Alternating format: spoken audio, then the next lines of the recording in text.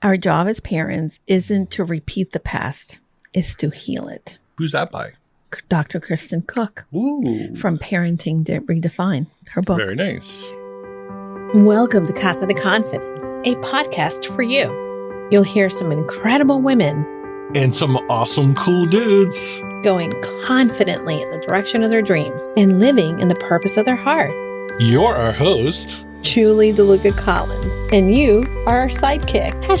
# handsome hot husband. That again. And the producer of the show. That I am. I am an author, speaker, coach, dreamer, and most of all, we help people go in the direction of their dreams and support them on their purpose. So pull up a chair, grab a drink, and make yourself at home because our casa is your casa. Welcome back to Casa de Confidence. I'm Dan, and as always, I'm here with the amazing Julie DeLucca-Collins. Hi, friends, and we are so glad you're joining us back today because today's episode is, well, special. And not to say that other guests are not special, but this has a place in our heart that is near and dear. And it is because this is not only a returning guest, a repeater, but it's also someone who is part of our community, part of the Confident You Mastermind community, but also a Casa de Confidence Productions client. I was shocked because I was going in to find the recording for this, right? I go into the recording and I pull the recording and I put it into my program and I'm like, I look at the video. I'm like, that's Julie's old microphone.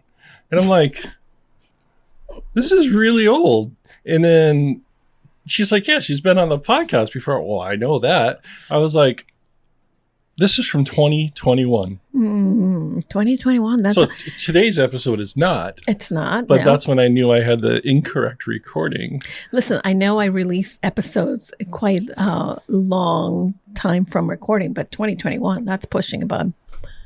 I know, but that's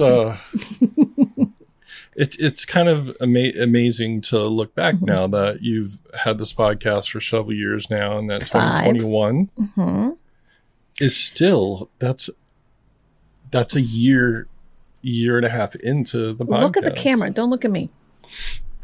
Sorry. I'm just coaching you. Although I'm not coaching you as your coach. I'm coaching you as your wife. Got you. You're welcome. Well, I was looking at you. You know why I'm looking at you? Because I'm beautiful. Because you're beautiful. And this is an audio podcast, not a video podcast.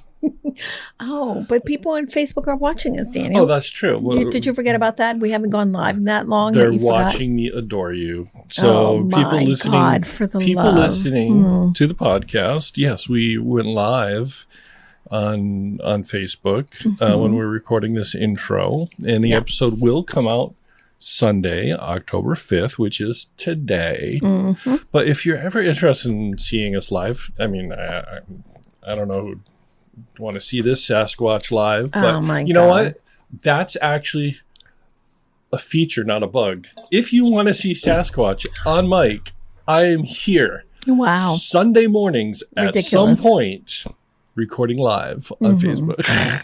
Hey, I wanted to do a little test because I'm watching sort of out of the corner of my eye the Facebook feed, and nobody's watching. Oh, what happened here? Hold on. My earring fell. Okay. But nobody is watching us on Facebook, so I'm almost wondering, should we... Well, people are doing things on Sunday morning. Yeah, I know. People tend to watch on the replay. You think so? Yes. I don't know. I think that's why. I think maybe we need to try to go live on YouTube. We could do that. We could do that, but we cannot do it at once from this streaming. This is the thing that we do. Okay, what do we do? I'm talking about us as Casa de Confidence Productions. We test things on ourselves. So as far as Julie in her podcast, she'll just throw videos up there and unedited and stuff like that. It's not something I do for our clients. For our clients, I mean, you edit that sound, you edit the video, you make it look presentable and good for YouTube. Presentable, pristine is more the word, Daniel. But Julie is willing to be a guinea pig to test things before she introduces them to our clients. So that's kind of cool. My boyfriend, Stephen Bartlett, from Diary of a CEO, he was interviewed, I think over the past week. He was at I forget what it's called, the Creator something in New York City. He made a guest appearance. And one of the things that he talked about is how he has a failure team. And this is also something he talked about in his book, Diary of a CEO. But a failure team is the one that is failing and making a lot of mistakes, because that's how you learn. Amazon actually also has a failure team in which they throw out a whole bunch of stuff out there, see what works, and then they capitalize on the stuff that does work.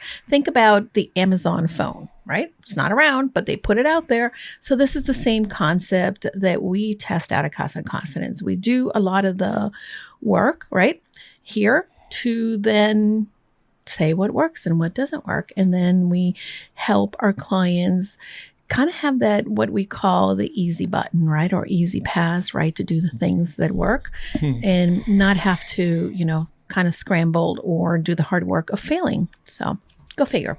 Cool. All right. So back to the game. Back to the what? Back to the game. Back to the recording, Dan. I'm surprised you didn't wrap baseball into this whole thing. Oh, yeah. Speaking of winning and losing, Yankees are in the playoffs. Who'd they beat? The Red Sox. Thought you were going to call them the failure team. Listen. Actually, I would like to say, yes, it is very good that actually the Red Sox did lose to the Yankees. Why? I don't want to... Because it proves how more superior we are? No, I don't want to say I like that they lost to them. I'd like to say that I'm okay with it, because I don't know about that. It was a team of a lot of young players who came up for the first time from the minors and really got their stuff together and showed that they can do it. Nice. And this is going to be a really good team in the future. It's a really good team now, but it's going to be really good in the future with some really good pitching. And anyway, enough about baseball. Enough about baseball. I'm okay with them. They weren't... After trading away their franchise player that they gave 10 years ridiculous contract to, after trading him away, they were supposed to fall off the map. Dan is forgetting. Made the playoffs. You're forgetting. Not a football, baseball, sports podcast. It's okay. It's okay. Okay. So let's get back to business. Rally cap for the Red Sox. For the next 5 years. Oh my God. Okay. So listen, Kristen Cook, I met her in 2021. We were in coaching. We were in a mastermind together, and then we did, I don't know, Kristen, did you do coaching with Dave Hollis as well? I don't know. Anyhow, I've known her since 2021. And I just have grown to continue to respect and love the work that she does. And as she came to us last year, she's going to have her 1-year anniversary here for her podcast, Mom Doc Talk. She came to us because she was writing a book, and now the book is coming to life and will be coming to a retailer near you on November 13th. And of course, we're going to have a book launch party here at Casa de Confidence. Put it on your calendars now, November 13th. Come hang out with us here on Facebook or YouTube or both. We'll figure it out. And again, I'm excited for her because I've seen the process of her writing this book. I've seen her vulnerability, and I've seen her strength in pushing through some of the challenging times, because we all have them when we don't feel like we're hitting the mark. But she embodies all of the lessons that she is sharing, not only as a mom, but as a pediatrician in her book. And her book, again, it's a brand new author chapter for her, in which she is adding author and best-selling author, because I'm telling you now, she's going to become a bestseller. Yeah. You know what I love about Kristen's podcast is, I've edited a lot of different type of podcasts, and they're all great. Kristen's is very well thought out, laid out, intentional, and it really niches down to one of the most important things in our society, and that's our children. And really, it really is a great podcast. Kristen really tries to break people free of that generational learning of parenting. Yeah. And pulling the good stuff, which I like, and saying, hey, this is the stuff that you didn't like when you were a child. You didn't even realize it was happening to you. Yeah. And now it's possible that you're doing this to your child. Like one example, Julie hates onions. Let's take a quick break. I want to pause for a moment because if you're listening to this conversation and realizing that some of these patterns, like people pleasing, second guessing yourself, or feeling stuck in the messy middle are showing up in your business, I want you to know that you're not alone. So many other women that I work with are hustling hard but not seeing consistent results, feeling scattered because they're trying to do all the things or struggling to make decisions without doubting themselves, or just plain exhausted from running their business without a clear plan. And that's exactly why I created the Confident You CEO Retreat. It's a space where you step away from the noise, you get clarity in what actually matters, and walk away with a 90-day roadmap that feels doable and not overwhelming. If you've been craving focus, confidence, and strategy that actually works, this retreat is for you, my friend.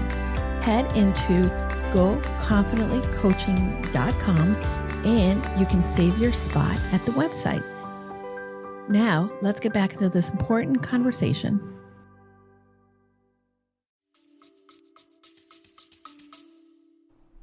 I do. That is correct. If you know me and you know me well, you know that there is no forgiveness for onions. Yeah. And when Julie was a child, there was one point in which she saw the same meal for several days. I wouldn't say I saw the same meal. It's not how it went down. Oh, how'd it go down? That's what I thought. No, I sat at the dining room table at my grandmother's house, and it was, we always had a proper dining room table set with all of the things, and it was lunchtime, and my grandfather had come for lunch, and my grandmother, we were sitting there, and then my grandparents would leave to go and take a siesta, but my nanny sat with me, and they had made, it was a picadillo, and it had chopped onions, and usually the cook would separate some without onions and make it for me, right?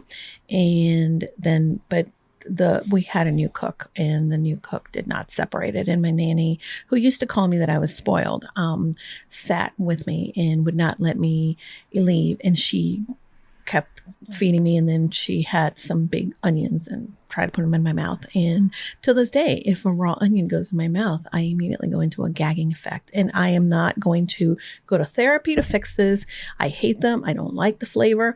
I will cook with onion powder, and that's the extent of it. And I, every once in a while, will, get a taste of a cooked onion in my food, and I'm reminded why I don't like them. So no, thank you. Oh, I'm sorry. I got your trauma incorrect, but same thing. It little trauma incorrect.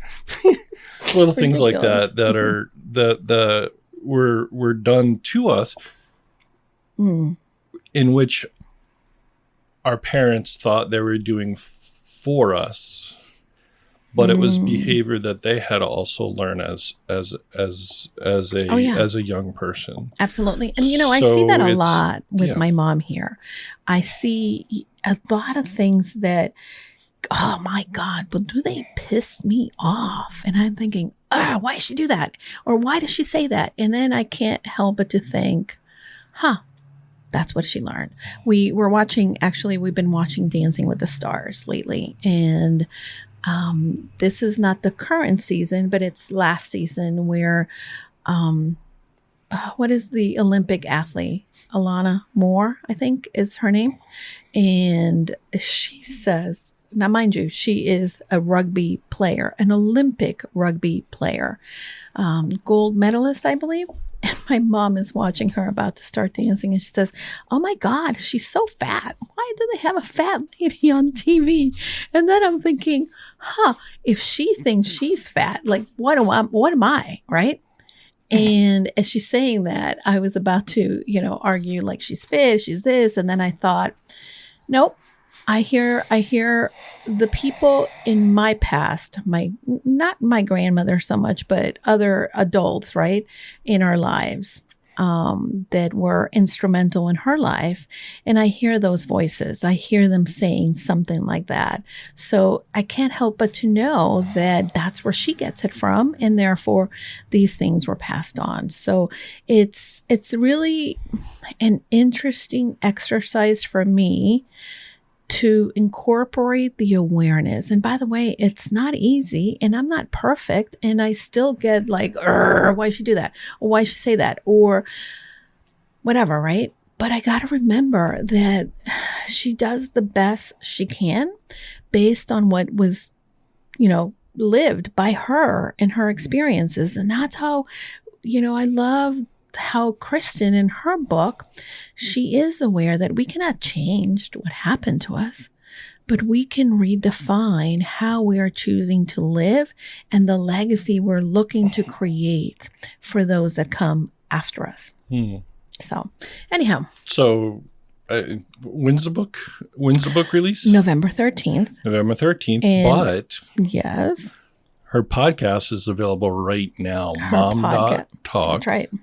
And it's incredible. Yeah. It's a very good podcast, and it's very informative, and it's good bite-sized episodes. It's not like an hour podcast. That's right. It's like 20 minutes. It's boom, boom, boom. And by the way, I'm not a parent. And even if I didn't work with Kristen or she wasn't part of our community, this is a great podcast to listen to and get some really tangible information and great tips.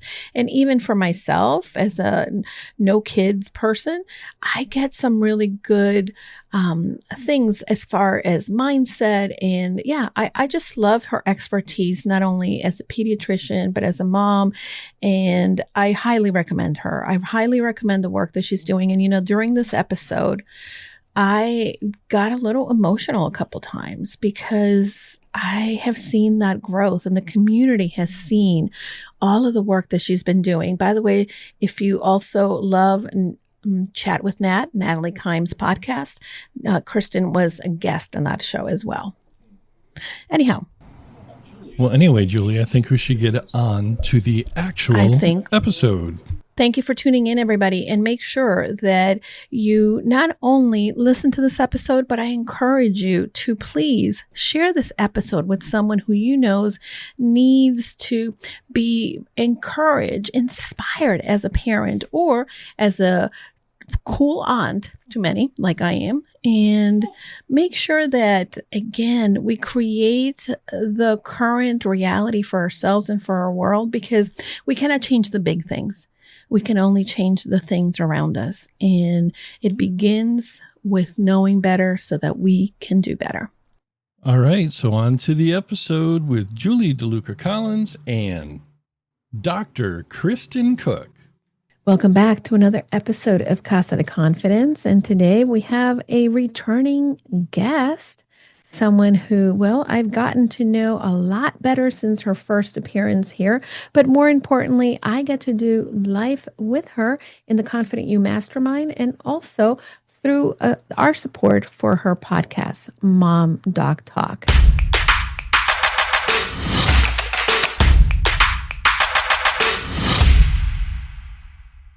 So we are sitting down, if you already know, with Dr. Kristen Cook. She is a pediatrician, parenting expert, and now the author of the much awaited book that we are so excited for her. And the name of the book is Parenting Redefined. a guide to understanding and nurturing your child's behavior to help them thrive. So this is going to be a great opportunity to those of you who haven't seen or heard the first episode. You'll get to know Kristen. But for those of you who have been here from the start and have heard all of our incredible guests, you will see that Kristen knows firsthand that parenting isn't about perfection. It's about presence, growth, and learning to lead with love, even when life gets really messy. And it gets messy for all of us.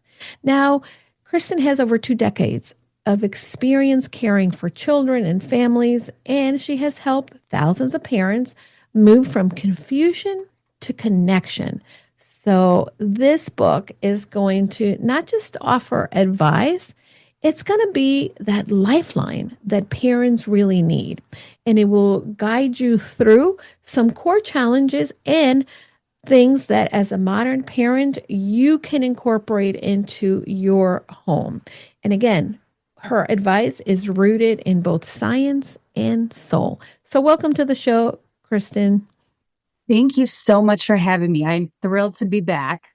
I know. And listen, we're going to link the interview, your first interview, but I am excited because there is a big change in things.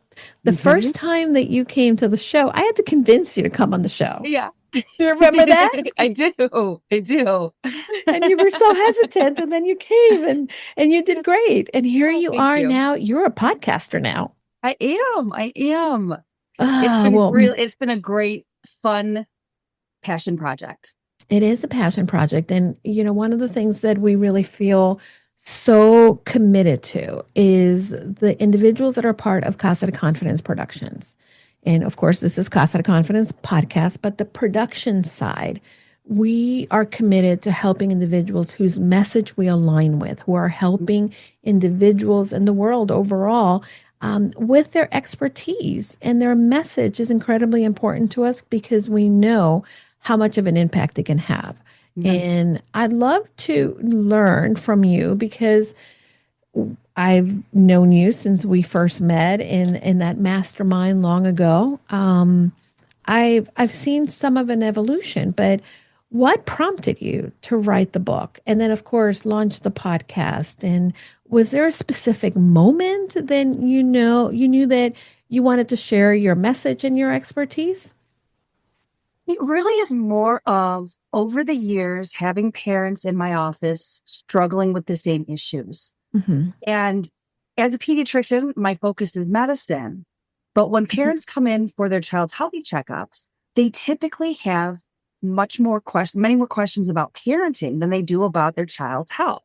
Mm-hmm. And that really sparked an interest in me to understand where all these struggles come from. And is there anything that we can do about that? Right.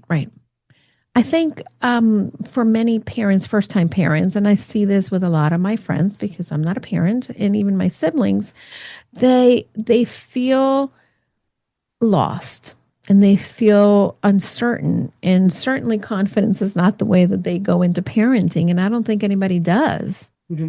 And having a trusted voice is going to help them not only navigate, but also begin to build that confidence, which is incredibly important. Right. Now, is there a part of the book, right? Because you're reframing a lot of what is happening in the relationship with children and parents. Is there a place where, you know that it's straight, not only from the big struggles that you see, but also the ones that you feel parents are going to encounter, especially in our world, that it seems to be changing at a rapid pace? Mm-hmm. So I think one of the biggest impacts that the book helps parents to navigate is to really parent the child that you have, not the one you want. And a lot of parents are like, no, of course I parent the child that I have. Well, if you've ever told your child to stop crying, you're not parenting the child you have. If a grandparent ever forced their grandchild to eat a food they didn't like, they're not helping raise the the grandchild that they have. And it really takes an understanding of child development and emotional intelligence and temperament and an intention from a parent or a grandparent or a teacher to commit to viewing the world through the child's perspective and parent from there, rather than the stance of, I'm the parent, I'm the teacher, I know best. Oh, I know, right? And I think that most of us, that's the type of parenting that we receive. Right. Yeah. I mean, my dad, when I was a little girl, my dad had a shirt that said, I'm the daddy, that's why. This is, it's a fresher approach to parenting where it's very, very child-centered. Not to say that we let our kids get away with everything. Nope, not at all. But looking at the world through your child's eyes and parenting from there. As a teacher, and it's been, again, a long time since I taught, and I worked with students in that kindergarten, young, early childhood, but also middle school. But one of the things that I know that I wish more teachers would know, and that I wish that young teacher also knew, is that the most important thing that you can do with children is connect with them as opposed to control them. Absolutely. And I feel that parents feel like they need to be in charge. Can you tell me what the distinctions are between the two of those? Yeah, so there is a way to be an authority figure without being a dictator, right? Okay. And the reality is, despite a child's behavior, they don't want to be in charge. They want somebody else to help them navigate this world. They don't possess the tools to navigate this world on their own. So again, despite the behavior, they don't want to be in charge, but they also don't need somebody to tell them. They need somebody to nurture them. Yeah. I was enthralled by an account on social media, and I haven't seen it in a while, but it is a young boy, and he must have been 4 or 5, that actually cooks breakfast and all kinds of, and is allowed to use a knife. And I was thinking when I first saw that, the experiences that I have, and in addition to my parents, I had my grandparents, and I also had a nanny and other people in the household that were always telling me what not to do, and were always telling me, "Don't touch that, don't do that." Right. And I think a lot of some of my apprehension and fears at times come from a lot of that, right? Because that's how my brain developed in those early years.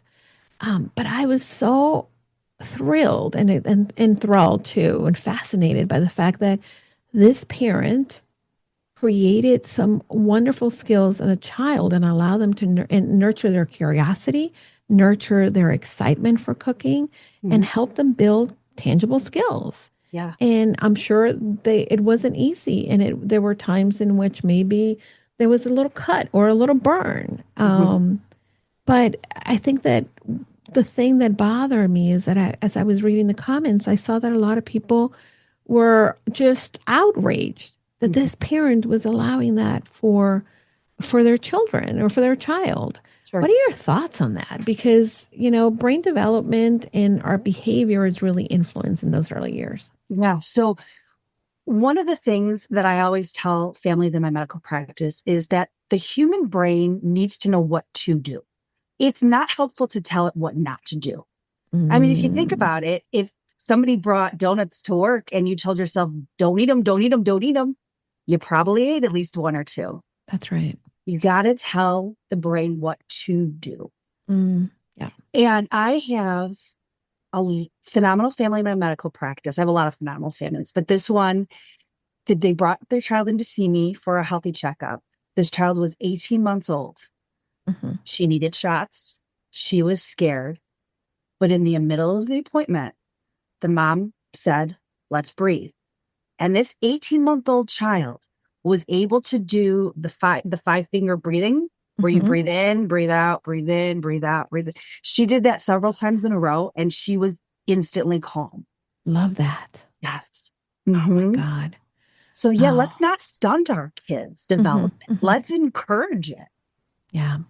I think that, the thing that I would say people struggle with the most, and again, I just had something happen in our family. It wasn't like a terrible thing, but I said to my sister, hey, remember your daughter is watching, and how you choose to show up today is something that she's going to see. And I think that's for so many of us, right? We carry a lot of what we were exposed to, what we saw, what we experienced. I actually just read I did not read a fascinating study. I read, believe it or not, an obituary my friend wrote for her cousin. And she quoted this study. And now I'm trying to find it because I was fascinated by it. But it's all on that intergenerational trauma and how there was a rat, I guess, and they caused pain on the rat. But at the same time, they put a cherry smell at the time that they were inflicting pain in the rat. And then from then on, they stopped inflicting pain in the rat, but they would just create the cherry smell, and then the brain was processing it as pain. And then the fascinating part is that the descendants of the main rat would have the same reaction of pain when they had that cherry smell. Right. How freaking fascinating is that? And of course, it happens in humans too. Yeah, absolutely. Well, and generational trauma is one of the things that I discuss in the book. And I actually have a really nice exercise in there where the reader is encouraged to write down a piece of paper. What did my parents do well? What did they not do well? What aspects of my parents' parenting do I want to continue? And what do I want to change? Wow. Yeah. That's powerful. And I think that for as much as I love the exercise, I bet that may be a little challenging for parents because they may not necessarily want to open old wounds or may not want to criticize their parents. But how crucial is it to do this type of exercise? Yeah, it is.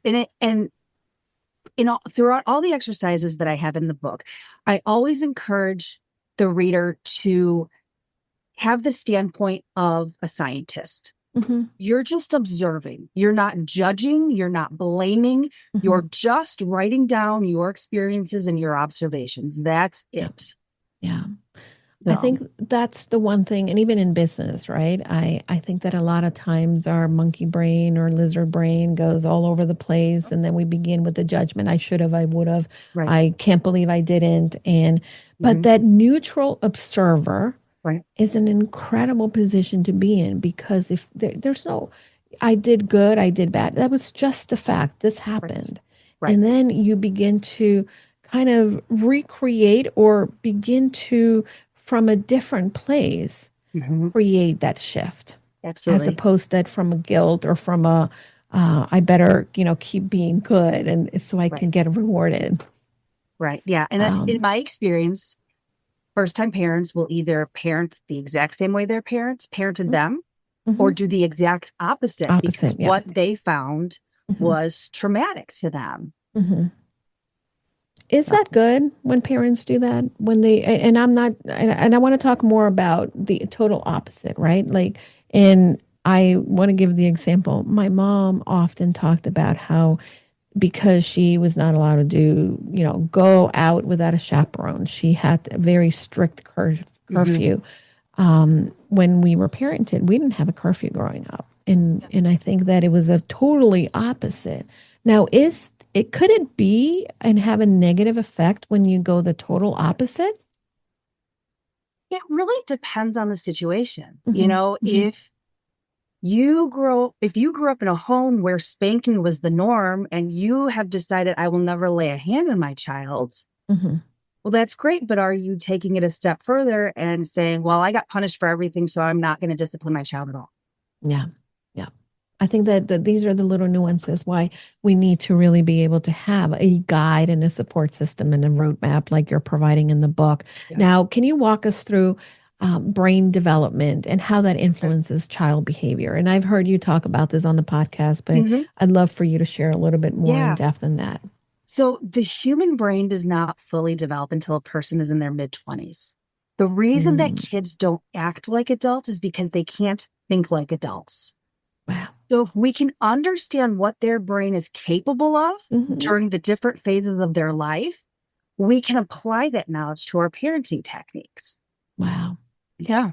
Yeah, so that's amazing. I try to keep neurocognitive development is incredibly complex. I try to keep it really, really simple. And I focus on the emotional part of the brain and the rational part of the brain. And the rational part of the brain is what develops last. Wow. So when I have a parent of a toddler come in and say, I'm concerned my 3-year-old has ADHD because they can't sit still and they don't pay attention. Well, their brain has the attention span of a couple of seconds. We can't expect them to sit down and, necessarily do tasks, chores, or, again, we have to meet them where they are at. Yeah.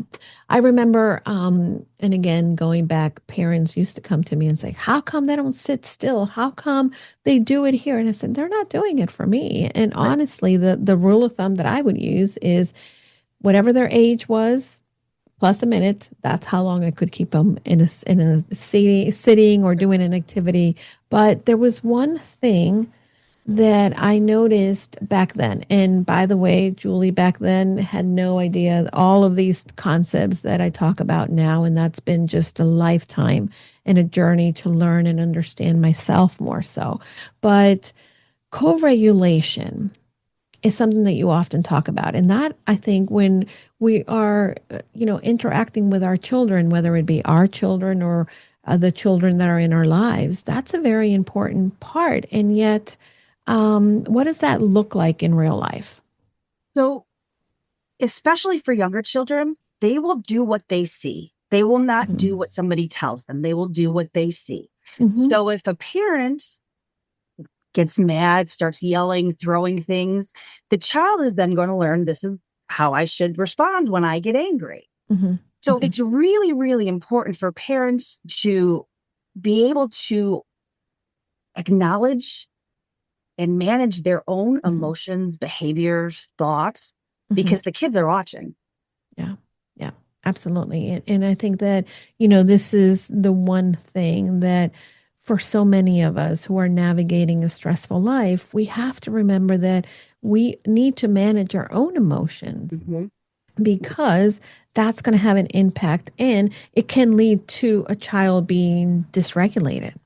Now, tell me your alternatives to traditional discipline, and what's one strategy that you recommend most parents who may feel stuck with discipline, right? They want to do it, but they don't know how much is too much, or maybe they want to go from the opposite direction from the way that they were disciplined.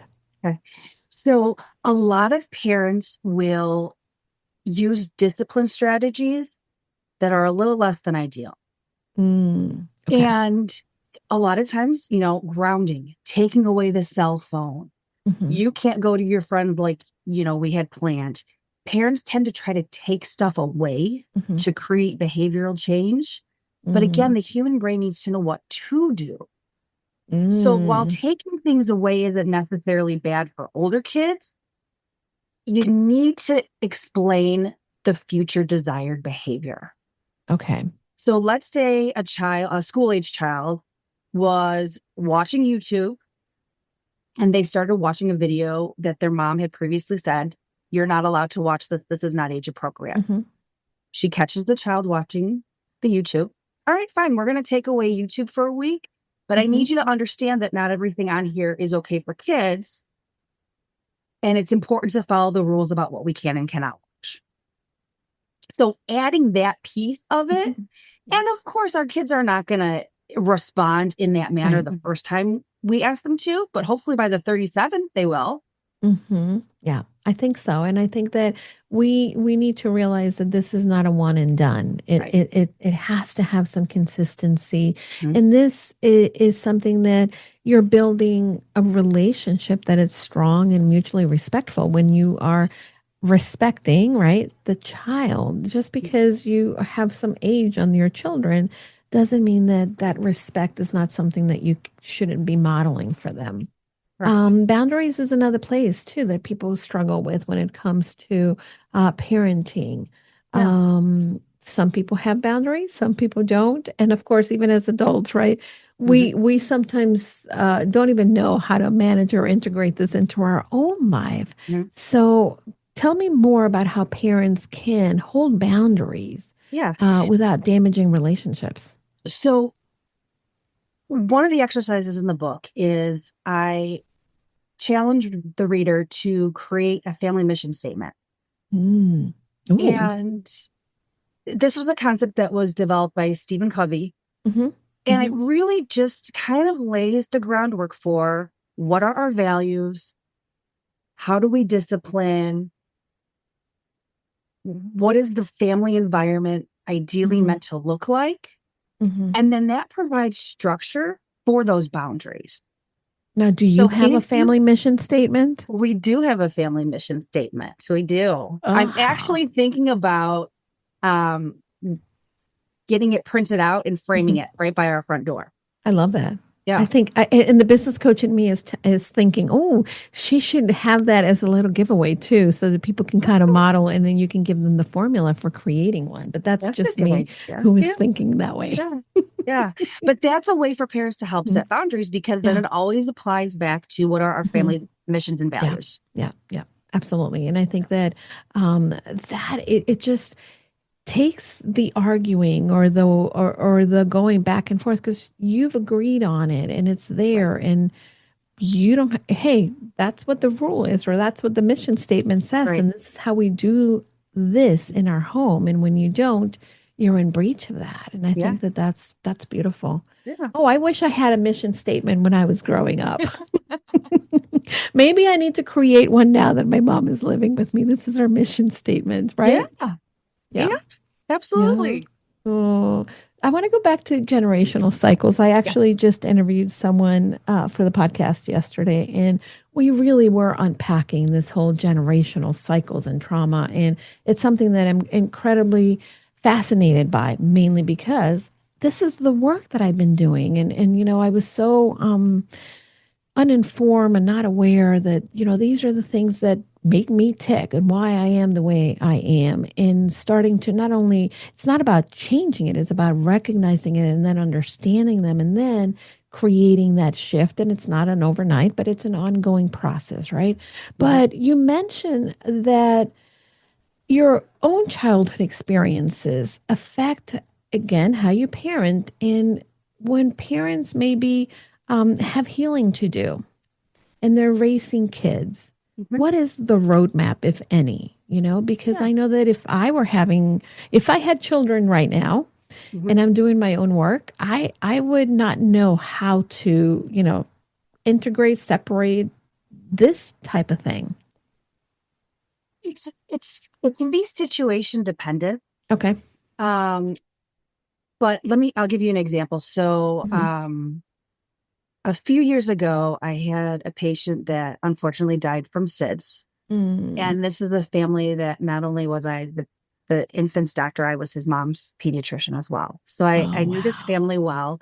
It was very sudden, unexpected, as SIDS cases are. And I was really upset. I was feeling a lot of emotions. I was angry. I was sad. I was frustrated. And I got home, and you know, my kids and my husband could tell that I wasn't myself.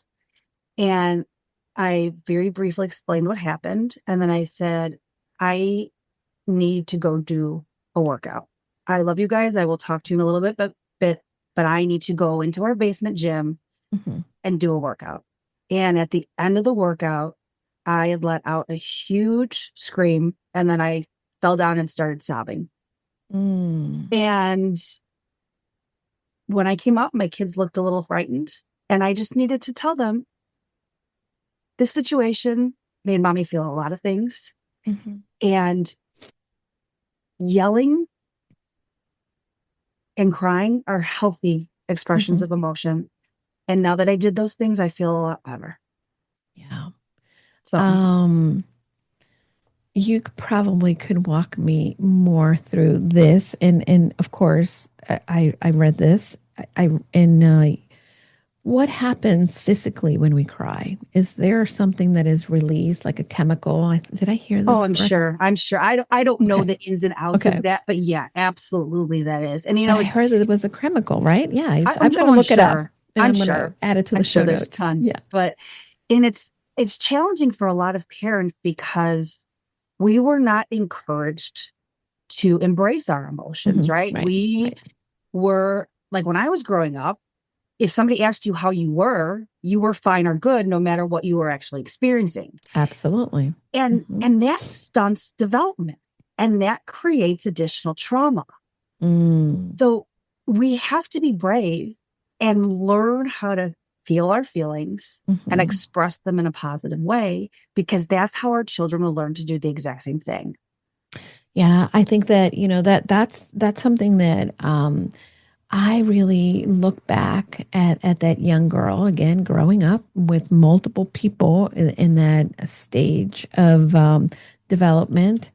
But a lot of the things that I deal with now, and I'll give an example. I think I've talked about it on the podcast. One of the things that I deal with a lot is shame. And the reason being, I've traced this back to a teacher. Now, my grandmother owned a school. So I was always told that I needed to set the example because my grandmother was the principal owner, whatever you want to call it. And I accidentally gave a child a black eye. Yeah. It was kindergarten, or maybe, no, it wasn't first grade. It was kindergarten. And she had brought in a toy and she was playing with it. And I said, oh, I want to see it. And she didn't want to share. So she grabbed it and put her head down in the table and was holding on. And I put my hand in there to try to grab it, which obviously was wrong. And then when I pulled it, I hit her in the eye. And the teacher took me around to every classroom in front and told the teacher and brought the little girl who I had given the black eye to. I know, right? And said, look at what the principal's granddaughter did to this child. And I remember just like the shame. Now, mind you, my grandmother wasn't there. That's when she was going through her leg amputation, cancer, etc. So then she took me to my nanny and she said, you better tell her parents when they get home. And I spent the afternoon and the day, and it's so vivid, right? That I lived in that fear of what's going to happen when my dad gets home. And my dad was so good. He's like, okay, so what? That happens. They're children. And he said, honey, it's an accident and that happened. And when you hurt someone unintentionally, you apologize. And and at the end of the day, this is New Yorker and my dad. He's like, it's better that you gave it out than getting it yourself. Show them who you are. Yeah.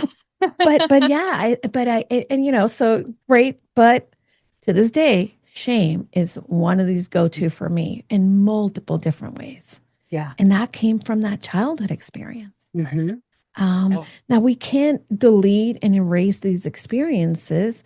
But as an adult, if we've experienced these things and we want to show up for the children in our life, how can we incorporate, or is there an incorporation of maybe self-compassion for what we've gone through? Yeah. So even before kids are old enough to understand emotions, it's important to label them.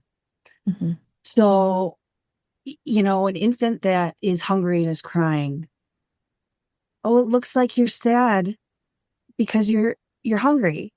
Here's a bottle.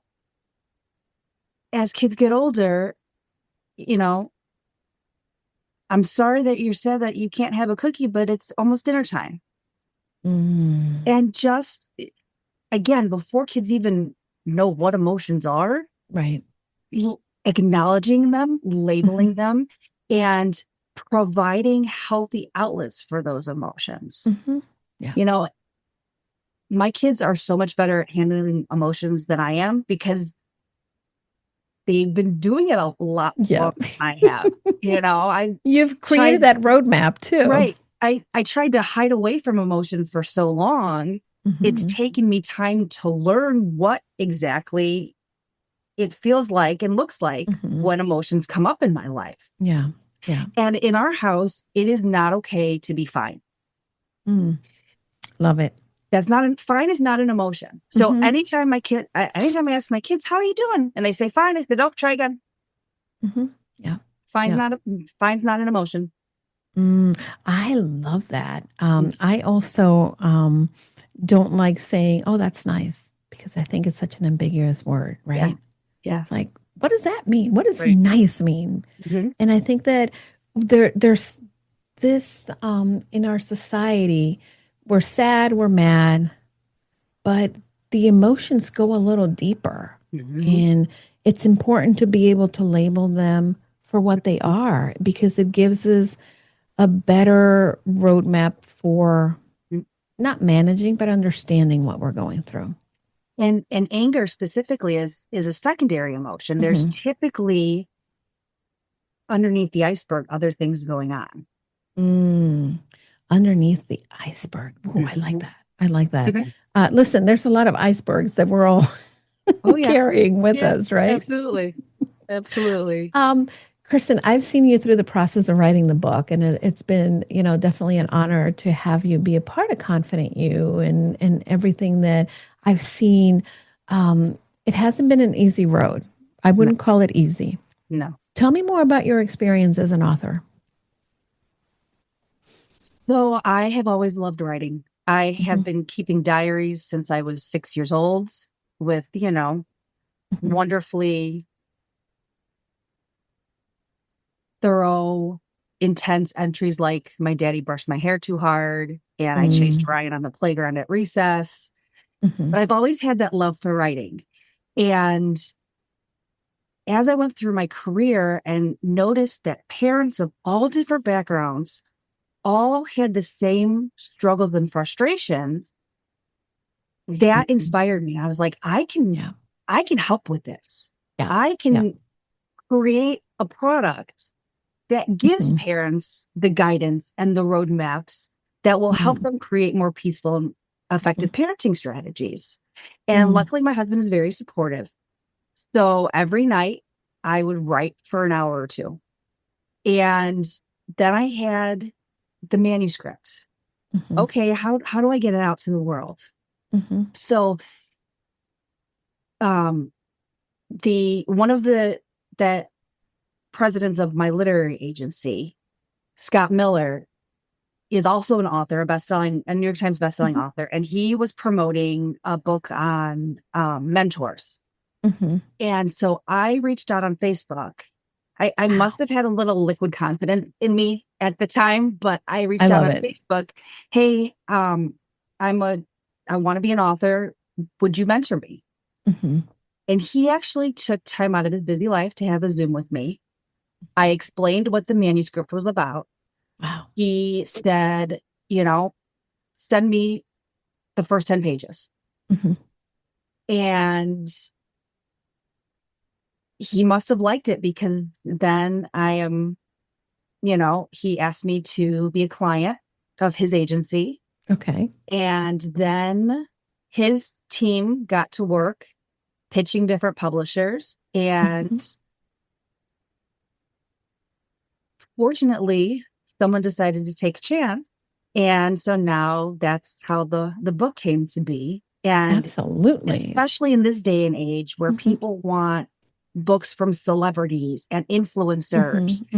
And I barely know how to run these social media accounts. And I got a book deal out of it. I mean, it's been such a blessing and a very long process, I have to say, but it's exciting. It's exciting. And I'm so honored and grateful to have Casa de Confidence Productions working with me on this journey, because your team is the best. The best. I did not pay her to say that. No, absolutely not. She had no idea I was going to say that. But I'm blushing, and Dan's going to blush as he edits this.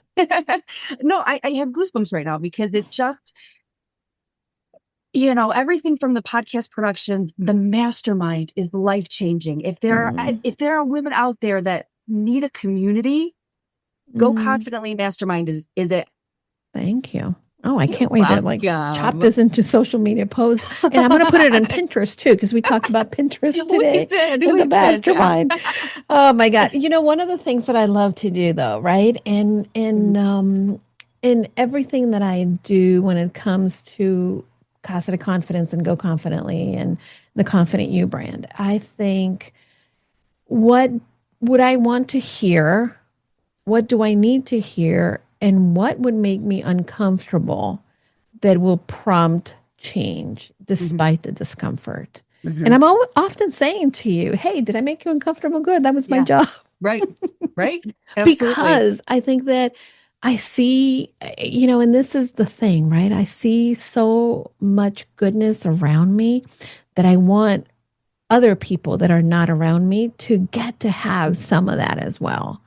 And every time I listen to one of your shows or, Natalie's or the Passionistas and I see the work that you guys are doing, I think, this is what it means to be the change in the world that we want to see.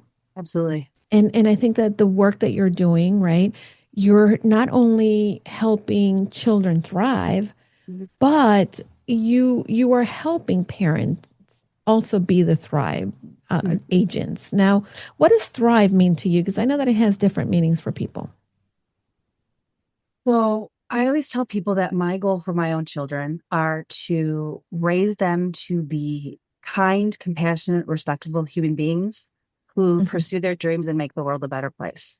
And so that's really, that's my hope. And I raise my children from that foundation. All of my strategies are based on that foundation. And I would encourage parents to think of their reason.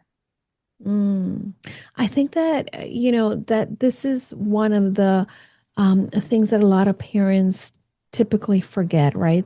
Go back to that reason and what do you want for your children? And sometimes we just get caught up in the minutia of every day and then end up getting into patterns that maybe don't serve us or our children or that we may not feel very proud of. And I think that your book is a great way, kind of like this how-to guide Bible that we can go to and like, okay, I need to consult this, right? And have that information at the ready.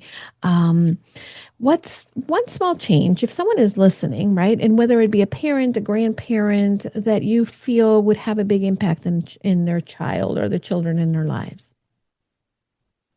Learn to stop yelling at your children. Oh, so good. And nobody's perfect. I yell at my kids from time to time. But if you can 85% of the time not yell at your children when you really want to scream at them, don't do it. So good. I think, for me, again, no children. I'm the favorite aunt to many, but I catch myself losing it with my dogs and I'll start yelling at them. I'm like, what are you doing? Stop that. And I think that's the work, right, that we need to do daily for ourselves so that we can acknowledge and then be the ones who are creating that shift. If a parent read just one chapter then of Parenting Redefined, which one would you hope they would start with and why?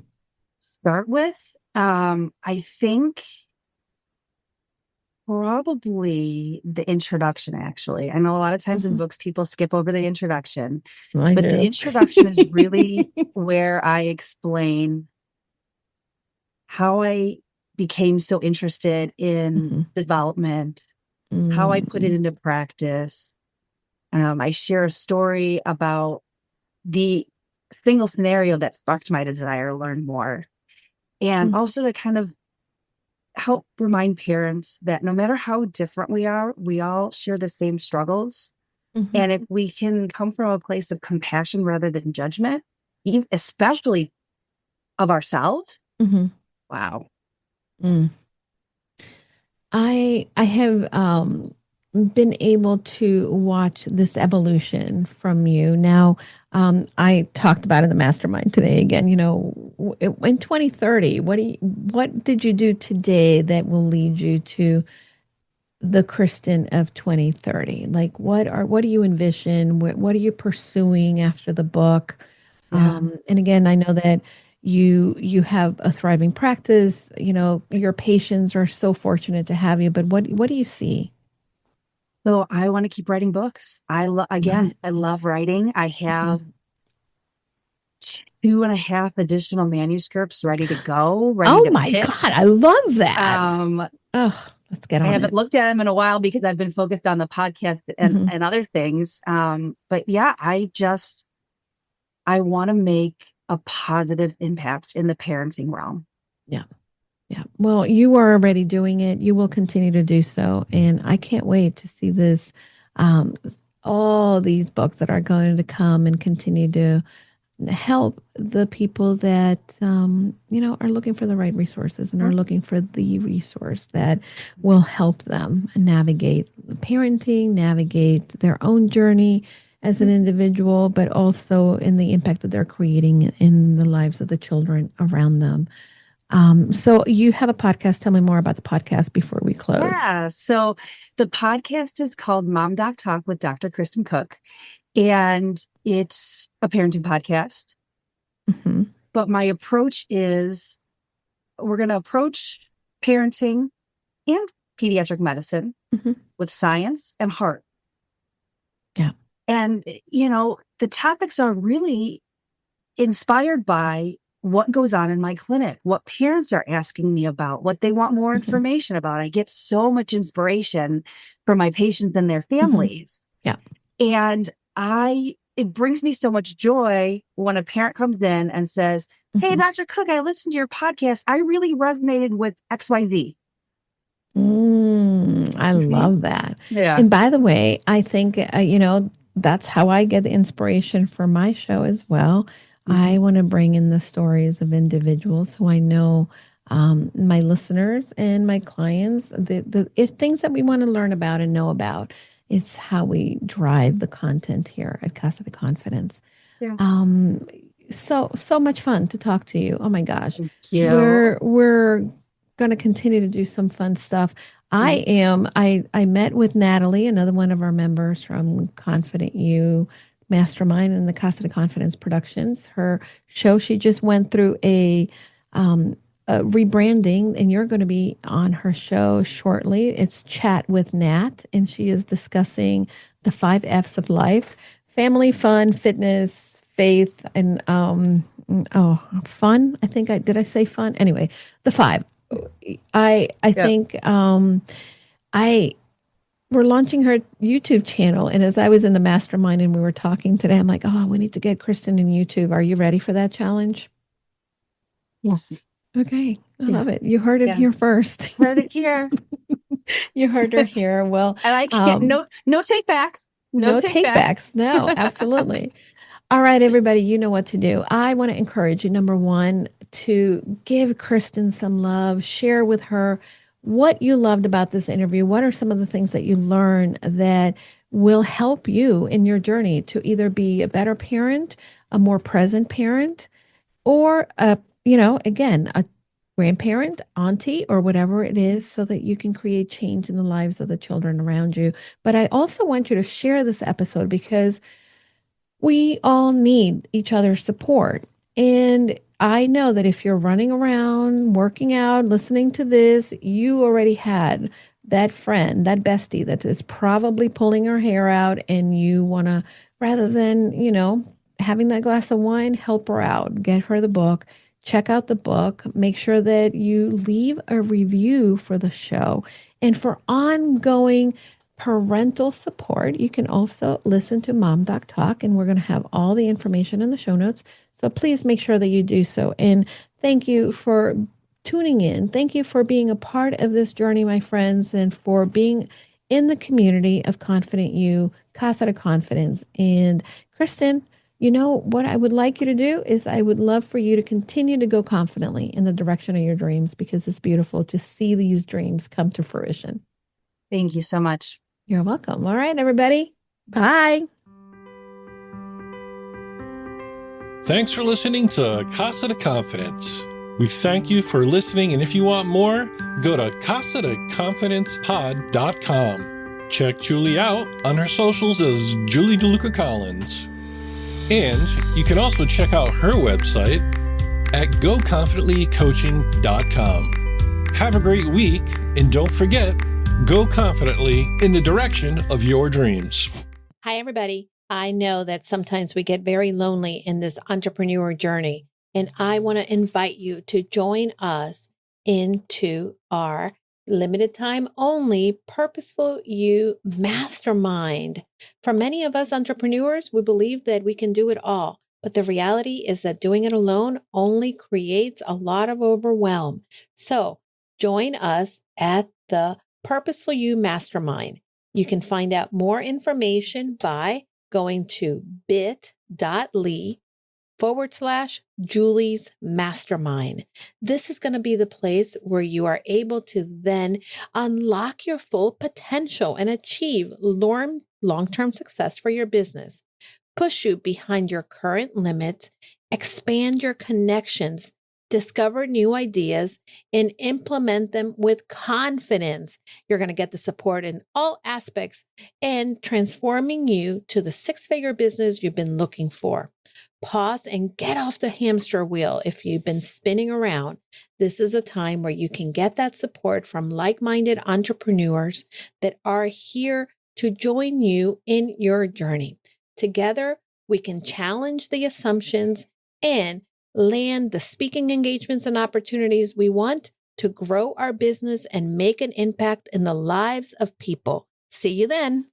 Remember, you can find the mastermind at bit.ly, Julie's Mastermind.